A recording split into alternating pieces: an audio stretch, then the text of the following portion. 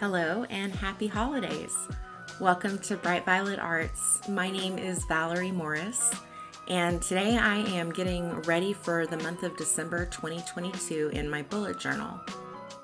In addition to the normal monthly spreads I use for planning, I am also including some holiday themed setups this time that are going to help me plan a holiday party that I'm hosting, as well as track all of my gift giving, and I'm really looking forward to sharing this setup with you. I am going to get started here by mixing up my gouache paint, which is what I'm using for my illustrations this month. And on the cover page design, I'm going to start off with a quick painting of some poinsettias. And it's interesting, I learned something about poinsettias through the process of finding a reference picture, drawing the sketch, and then painting it in.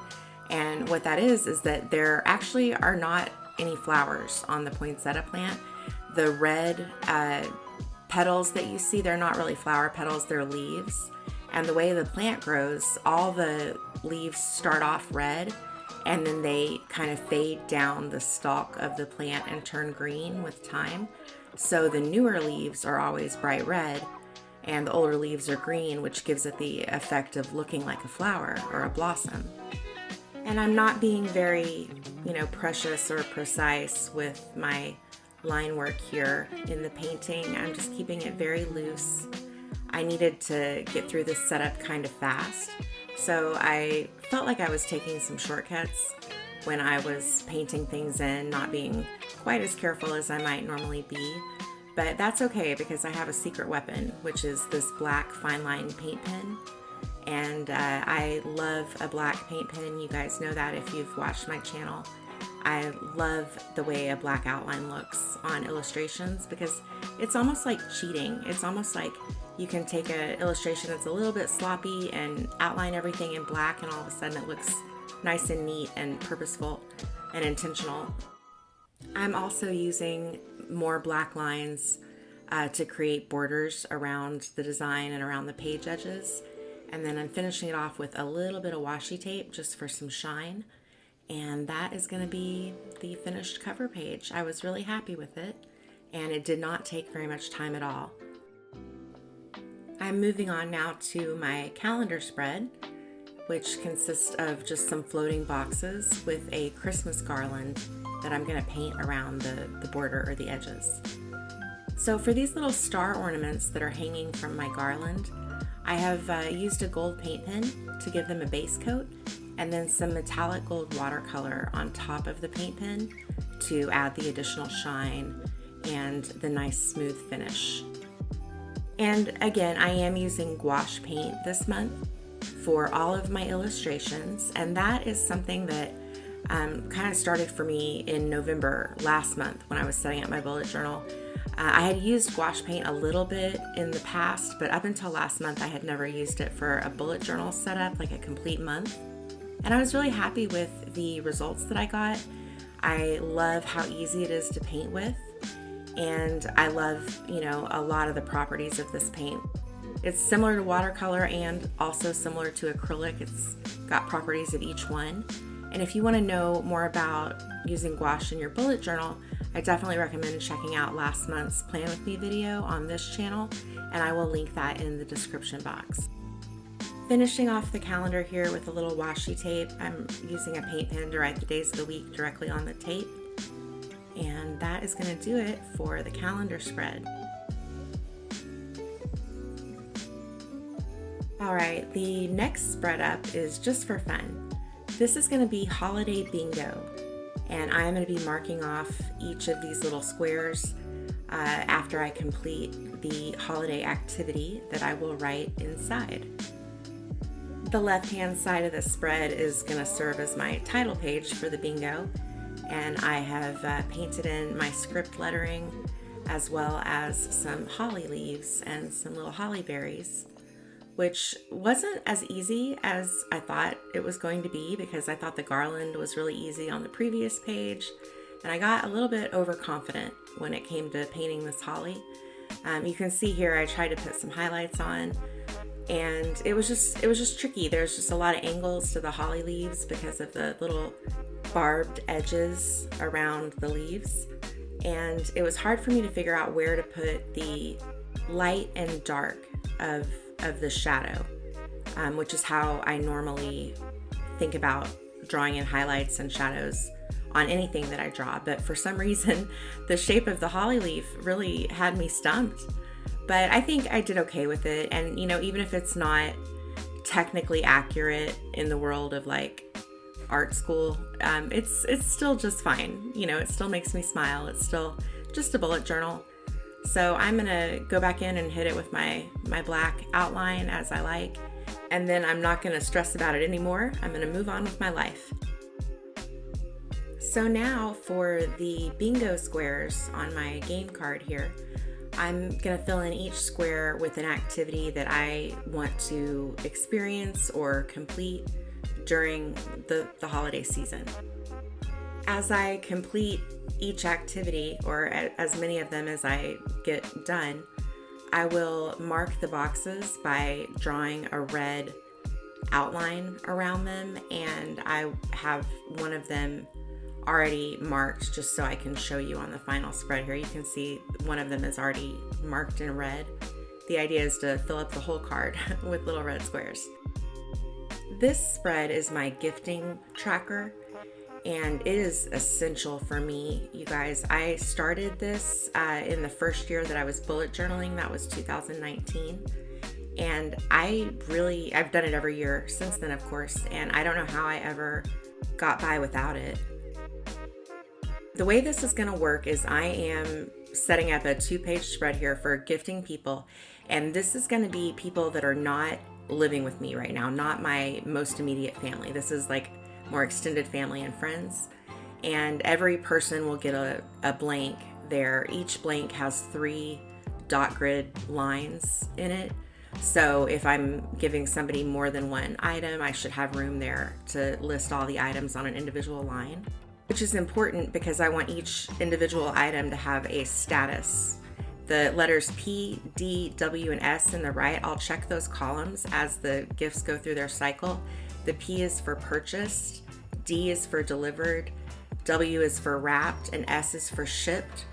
And I know from experience that this spread is going to give me the organization I need to get my gifts purchased and sent out on time.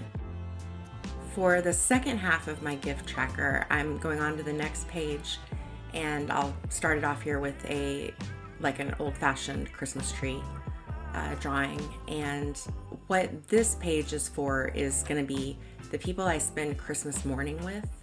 And in my case, that's just the people I live with, my husband and my daughter and our dogs. So I will use this page for all the gifts that I'm going to exchange with them, and I will have just one status on this page. It's just going to say whether or not I've got it under the tree. Once I get it under the tree, I will color in the little dot in that column so I'll know it's taken care of. I've also found that gift trackers are a wonderful memory keeping spread to look back on and remember Christmases of the past. So moving on to the next spread, this is also a holiday planning spread. And for this one, I'm creating a tab for a Dutch door because it's a two-page spread.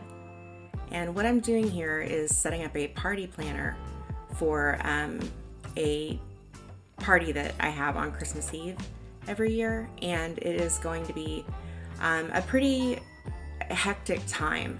So it's easy to forget things if I don't write them down. So I have just adopted this system where, for any kind of party that I'm going to throw, I will start out by brainstorming all of the tasks that have to be done, either, right at the time of the party or way before, just anything that has to be done for this party to go off well. So I'm going to divide these boxes into different categories of things that are going to need attention for the party, like cleaning, food service prep, atmosphere. I have the guest list just, for a head count and for memories. And I'm going to go into each of these boxes and just brainstorm all of those tasks. And that is going to help me when I get to the next page, because when I turn the tab, I'm going into a Christmas Eve countdown. The countdown is going to start 2 weeks before the day of the party, and I'm going to divide these boxes on this spread. I'm going to divide them not by category, but by time. So I have 2 weeks out, 1 week out, like 2 days before the party, and then the day of the party. And so I will take all of the tasks that I wrote on the previous page, and I will write them in whatever time bracket makes the most sense for me to complete that task. So if it's something like, make iced tea for the guests, that's going to obviously happen the day of the party, the evening of the party. But 2 weeks ahead, that might be the time that I wash all my table linens and iron my tablecloth or something like that, something that can be done ahead. So I'll just organize all of the tasks from the previous page into these time boxes, and I'll include a checkbox by each task so I can color it in as I go, as I complete the items. Next up, I'm going into my weekly setups, and this month I'm going to use a Dutch door for all of the weeklies. And there are 5 weeks, I believe, in December, so I've made 4 tabs because that is the rule when you're cutting Dutch doors. However many weeks you have, just subtract 1, and that's how many pages you cut. So that's what I'm doing. And for the empty space on the side of the Dutch door area, I'm just going to paint in some more holly, which after my experience the first time painting holly a few spreads back, I'm not sure what inspired me to try it again on a bigger scale. I really don't know. Maybe I had something to prove. Could be. Now, the first week of December is actually a half week, so I used half of that spread just as a notes column. But then for the rest of the weeks, I'm going to go in and just fill out a standard weekly Dutch door flap for those daily tasks and activities. So this is the completed Dutch door setup, and I guess the holly turned out okay in the end. And then my final spread for the month of December is my memories page, and this is especially important to me during the holidays. So in a normal month, I would only leave room for 2 photos to be pasted into the journal, but because it's a big holiday, I'm gonna have 4 photos here.